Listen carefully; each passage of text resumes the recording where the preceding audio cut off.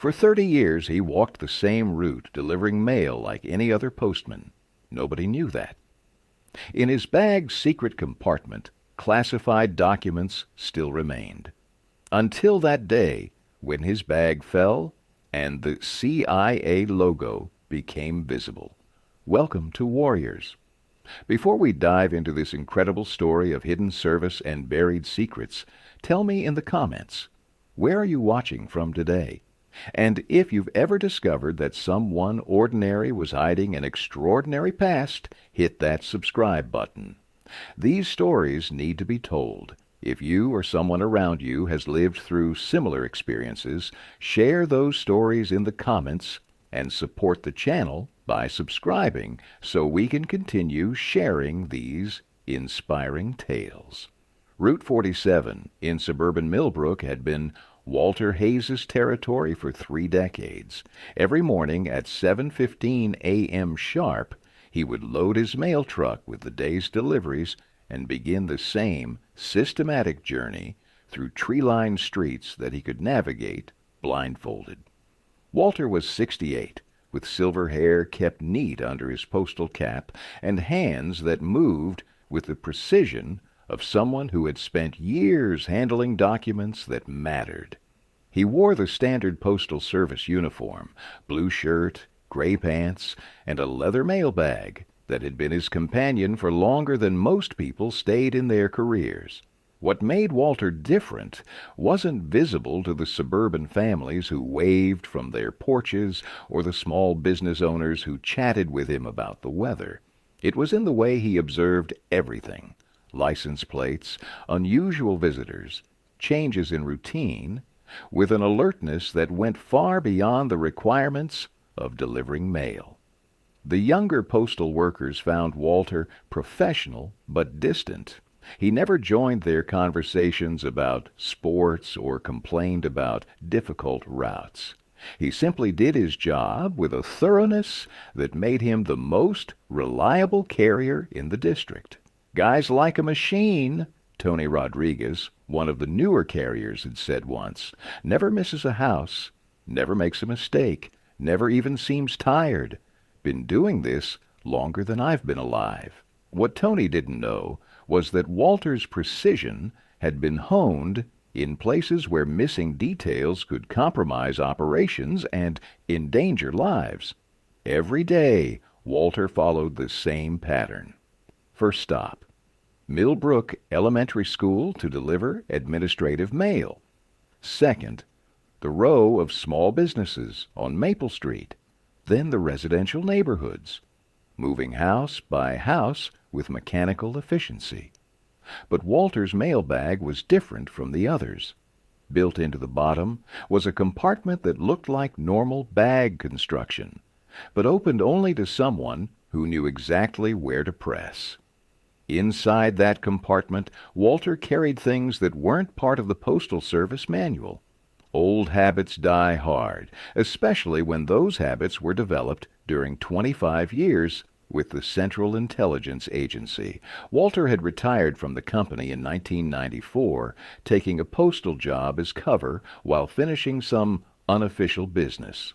What was supposed to be a temporary assignment had stretched into decades, but the methods remained the same: blend in, observe, maintain operational security, and never let anyone see what you're really doing.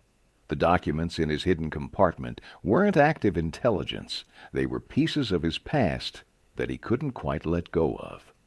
Mission reports with his case officer signatures, photographs of assets who had trusted him with their lives, communication protocols for dead drops that no longer existed. Mrs. Eleanor Chin had lived at 1247 Oakwood Drive for 15 years, and in all that time she had never seen Walter Hayes receive a single piece of personal mail. Not a birthday card, not a bill, not even junk advertising. His mailbox remained perpetually empty while he filled everyone else's. She had also noticed other things: how he positioned his truck to observe the entire street, how his eyes tracked movement in windows, how he seemed to remember every person who belonged in the neighborhood and noted those who didn't. "My husband thinks I'm being paranoid," Eleanor told her sister during one of their weekly phone calls. "But there's something about our mailman. He's too aware. Like he's not just delivering mail, he's watching for something." Eleanor was a retired librarian with sharp instincts for research and an overactive curiosity. She had started keeping track of Walter's patterns, what time he arrived, how long he spent at each house, whether he ever deviated from his routine. The answer was never. Walter Hayes was the most predictable person in the neighborhood, except for the fact that his personal life was completely invisible. It happened on a Tuesday morning in late October. Walter was approaching Mrs. Chen's house when a loose sidewalk brick caught his foot. He stumbled, tried to recover his balance, but the weight of the mailbag pulled him down. As he fell, the bag twisted and struck the corner of Mrs. Chen's garden fence. The impact was enough to trigger the hidden compartment's aging latch mechanism. As Walter hit the ground, classified documents scattered across Eleanor Chen's perfectly manicured lawn. Eleanor, who had been watching from her kitchen window as she did every morning, rushed outside. "Oh, my goodness, are you hurt?" Walter was already moving, his training taking over despite his 68-year-old body, but he wasn't fast enough. Eleanor had stopped mid-step, staring at a manila folder that had opened to reveal a document header he couldn't hide. Central Intelligence Agency, Classified, was stamped in red letters across the top. Below it, a photograph of a younger Walter Hayes with Case Officer, Eastern European Division, typed beneath. For a moment, neither of them moved. Walter knelt among the scattered papers, knowing that 30 years of carefully maintained cover had just been blown by a loose brick and an aging bag clasp. Eleanor looked from the document to Walter's face, seeing not the familiar mailman, but someone entirely different. Someone whose calm reaction to being discovered told her this wasn't the first time his identity had been compromised. "Mrs. Chen," Walter said quietly, still kneeling among the papers, "I need you to understand that what you're seeing here is very old history." Eleanor picked up another document that had fallen near her feet. This one showed a map of Prague, with handwritten notes in the margins and what looked like surveillance photographs attached. The date stamp read 1987. "You're not really a mailman," she said. It wasn't a question. Walter began gathering the documents with practiced efficiency. "I've been delivering your mail for 15 years, Mrs. Chen. That part is real." "But before that?" Walter looked at her carefully, making the same kind of assessment he'd once made about foreign assets and intelligence sources. Eleanor Chen was retired faculty from the local college, widowed, with 2 grown children who visited monthly. She volunteered at the library and had never shown interest in anything more dangerous than gardening club politics. "Before that, I worked for the government," he said simply. Eleanor held up the Prague document. "This kind of government work?"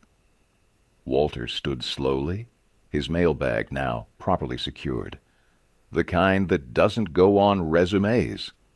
What happened next violated every principle of operational security Walter had ever learned, but after 30 years of carrying secrets alone, something in Eleanor Chen's direct gaze made him decide to trust her.